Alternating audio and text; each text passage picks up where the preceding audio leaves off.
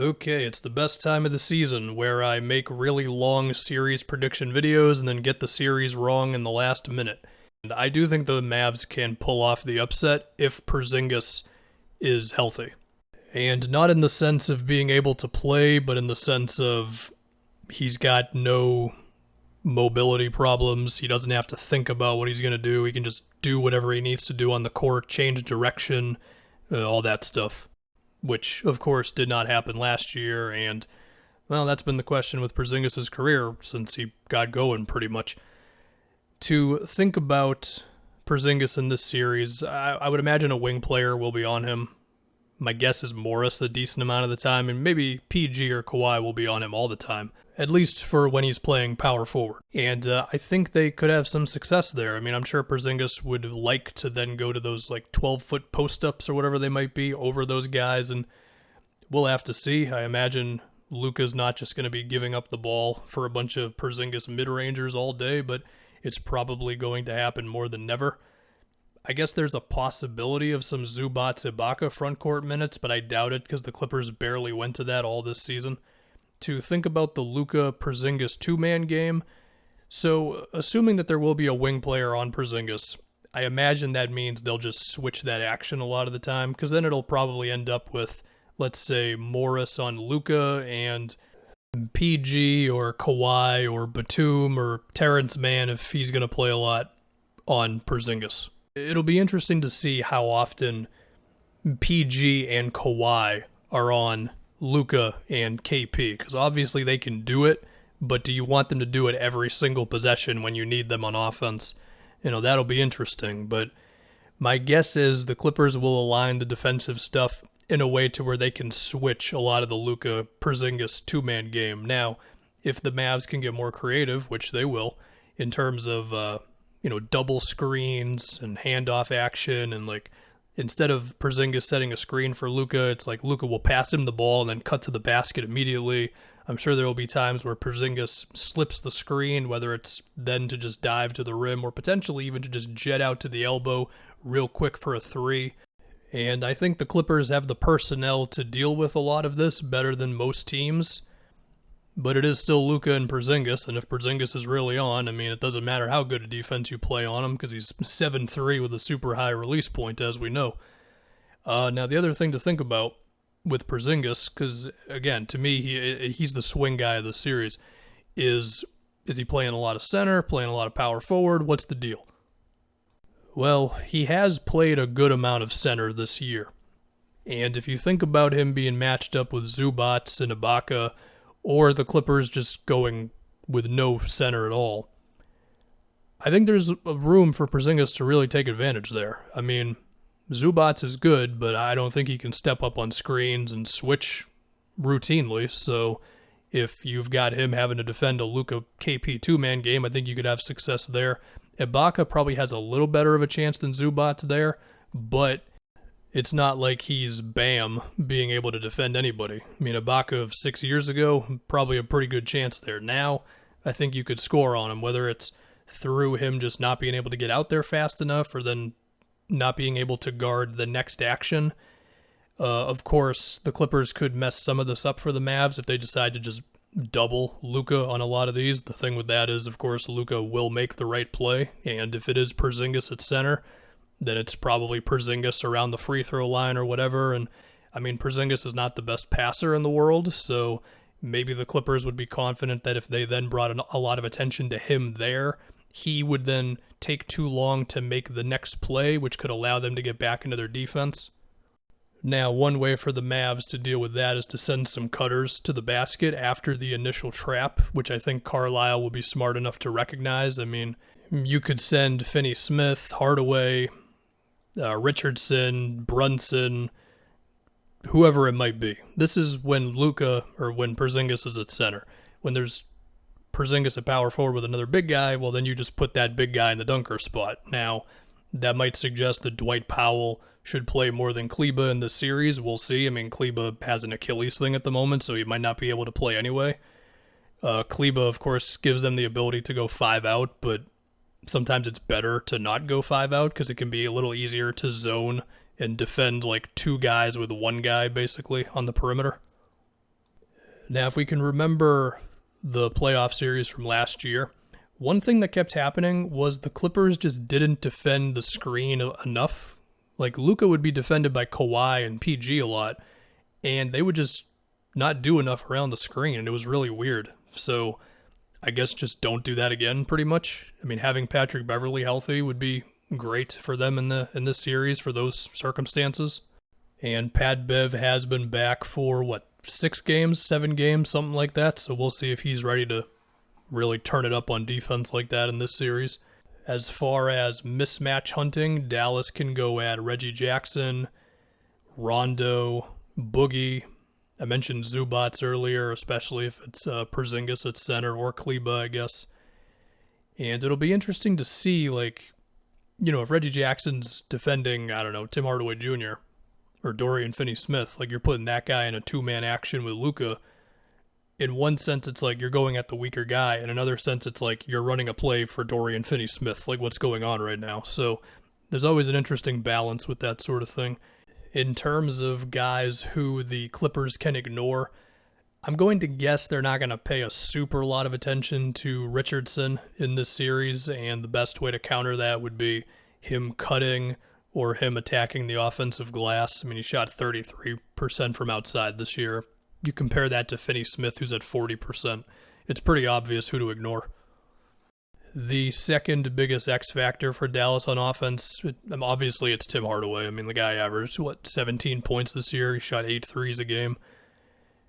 I would like to just see, what is the balance of him creating offense? It's probably not going to be a whole lot. It's going to be the Luca show as it should be.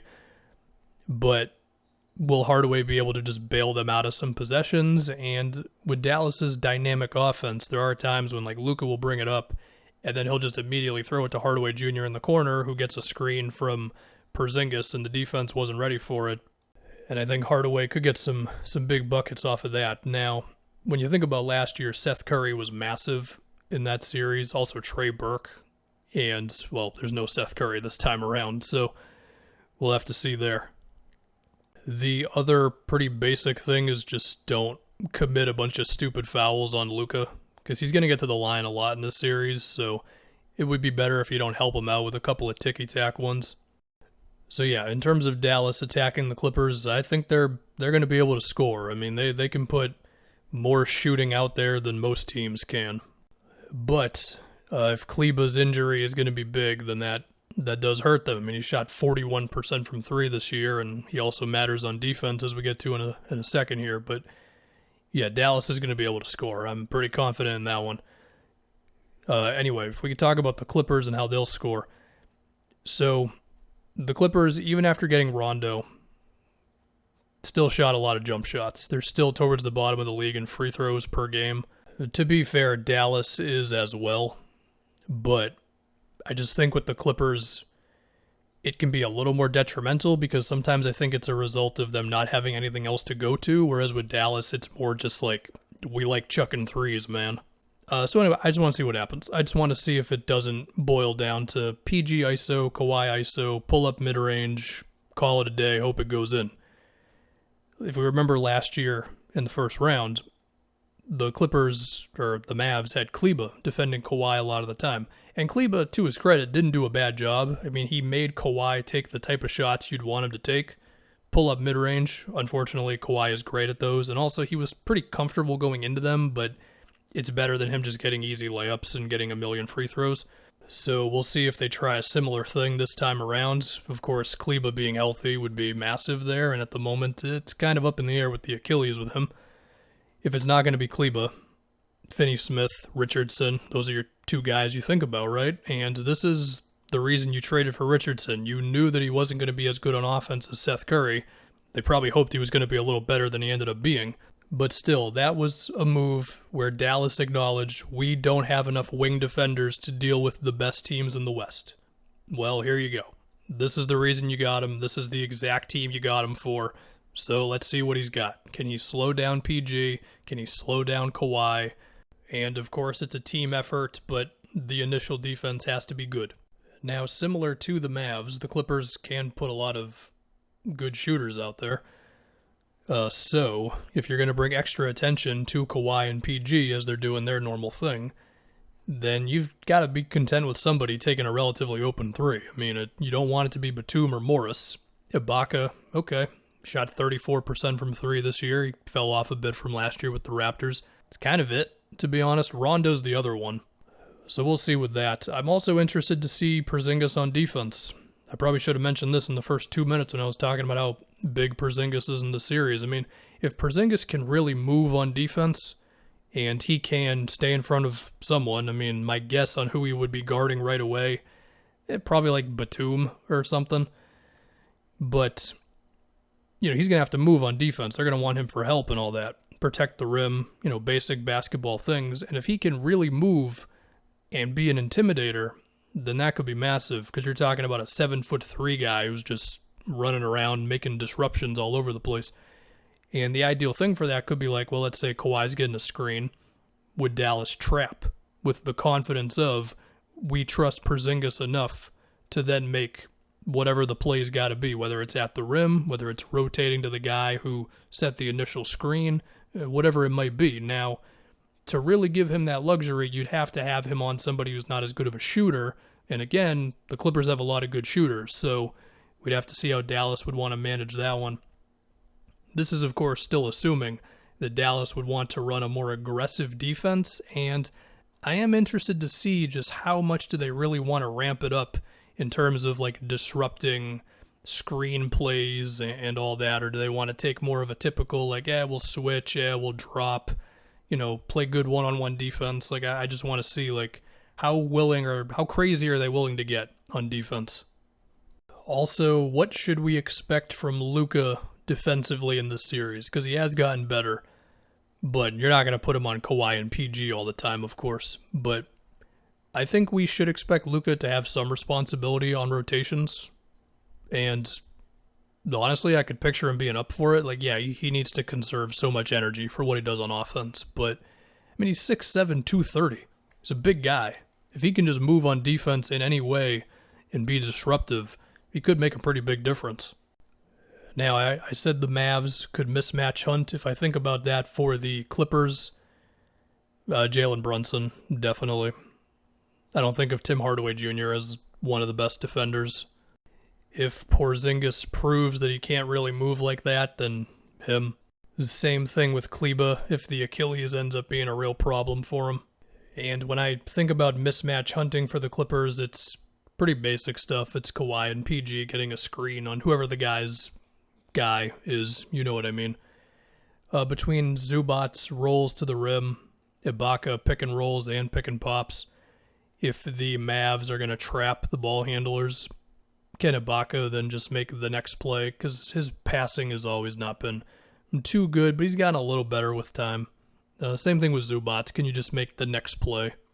I think the other thing to think about on offense for the Clippers is like how much of the show will be run by these point guards and not Kawhi and PG. They traded for Rondo, and I'm imagining they're going to lean on him decently hard. So is it just going to be the Rondo show for stretches of the game? Same thing with Reggie Jackson? I don't know. The answer to everything was I don't know. So anyway, to make a pick, I'll take the Clippers. 6 games, I'll say. If Porzingis was rolling into this series, averaging 25 a game, flying around on defense, then I think Dallas would be the pick. But Porzingis just hasn't proven to be reliable. That's pretty much that, and that's going to continue to be my opinion about the guy. That said, Dallas is going to shoot a lot of threes. Luca's going to make the right play every time, make the right pass, all that nice stuff. Carlisle's a good coach, and it should be fun.